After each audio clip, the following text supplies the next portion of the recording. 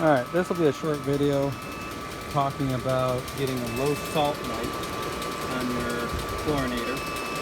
If you get a low salt light, it could mean you have low salt, right? Seems obvious. But all too often, I've found in using this thing several months that low salt does not mean no salt. Low salt means that this thing that generates your chlorine is gunked up. And it gets like this calcified stuff on it. And you gotta open it up and get that off. And there's a couple ways you can get it off.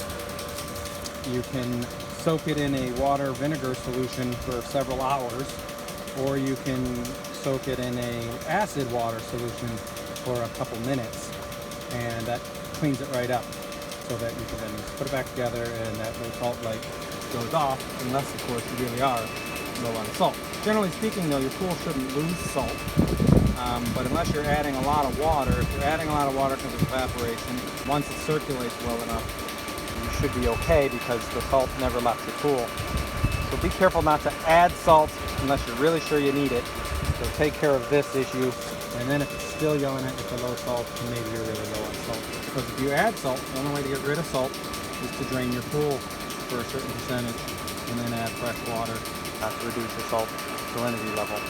So I'm going to get the acid that I use. You could use water vinegar solution. I don't know the exact ratio on that, but I'm going to show you how I do the acid solution. Alright, this is the acid I use. You can get it from any pool supply store. I bought mine at Pinch a Penny. I'm sure Leslie's or any other pool store sells it as well. It's muric acid. It's food grade, so technically you can use it in a cup or whatnot that you would use for anything you eat out of. But I use a metal cup that I reserve just for this. So I just use a typical metal cup. So basically the step one would be turn your filter off, right? Step two would be to turn the water so that it won't leak into the filter. And your way of doing it may be different depending on the types of valves and stuff you have connected. But that takes both the water coming out of the pool into my pump and the water that would come out of the pump and go to the pool. So I've turned off both of those sources so that the water's not rushing back into the filter in either spot. My next step would be to loosen this guy here. I'm not going to take it off completely because I'm going to need it in order to pull it. Right, so I leave it just a little bit so that I have a little leverage. I can pull on the actual knob. Then I can take it the rest of the way. You do want to loosen it though because it might be tight or hard to disconnect it otherwise. So you can see all that calcification there between the titanium plates, and that's going to keep it from generating chlorine and give you that alert that it is low on salt. So I'm going to take that and I'm going to drop it into my cup. There's another one here. This one doesn't need it usually as often. This one, I'm not sure exactly what its function is, but it has titanium plates as well that also get gunked up. You can see it's got a little bit on there, but not nearly the amount as the chlorinator one. And I usually do it at the same time just to be safe. All right, so drop both of these in here like such.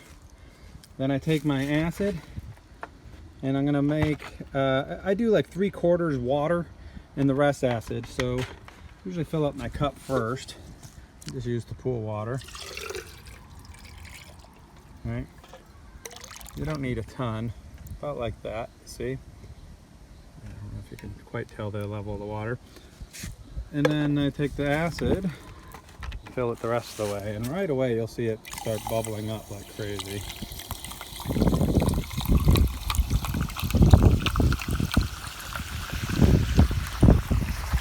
And we'll just let it sit there for a couple minutes. 2-3 minutes usually will do the trick.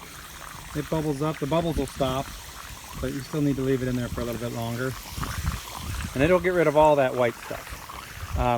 You can also take the titanium plate thing apart and use a knife to scratch, but you're going to scratch the heck out of your titanium plates. I really recommend you don't do that.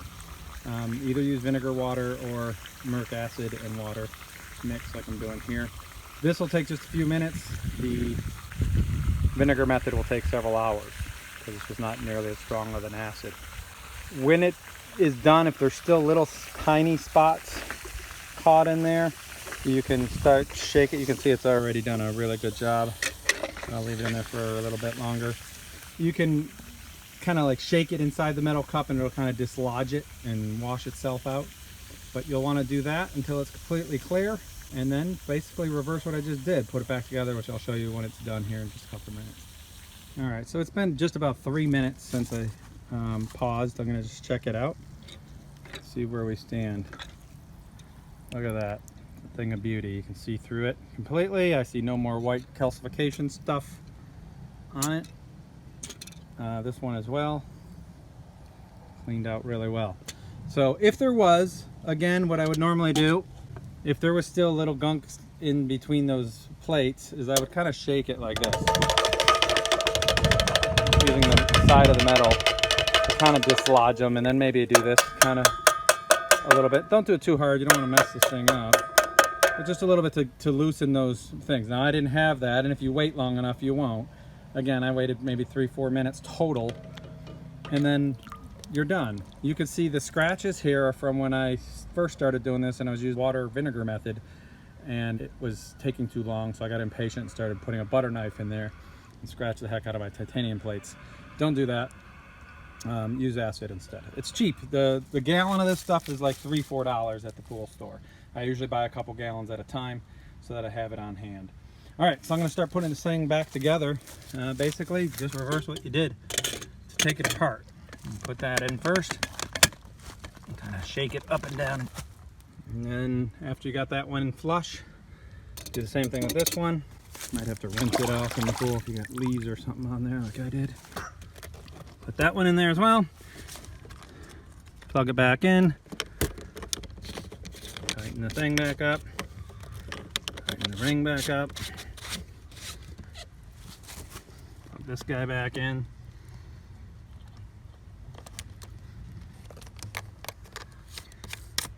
Small one. Try not to over tighten these things. You'll hate it when they get over tightened. See, it looks nice and clean in there now. Now I'm going to release my water.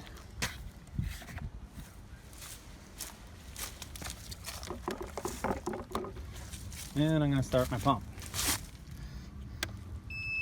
And as you can see, now it says working. It no longer says low salt. If it did come back on as low salt, that means it means it. It's really low salt, and it's time to go buy some pool salt at the pool store. But again, that's very rare. I've only had to add 1 bag of salt the entire time, and that's because I let the pool evaporate way too much, and I had to fill it up 1.5 to 2 feet.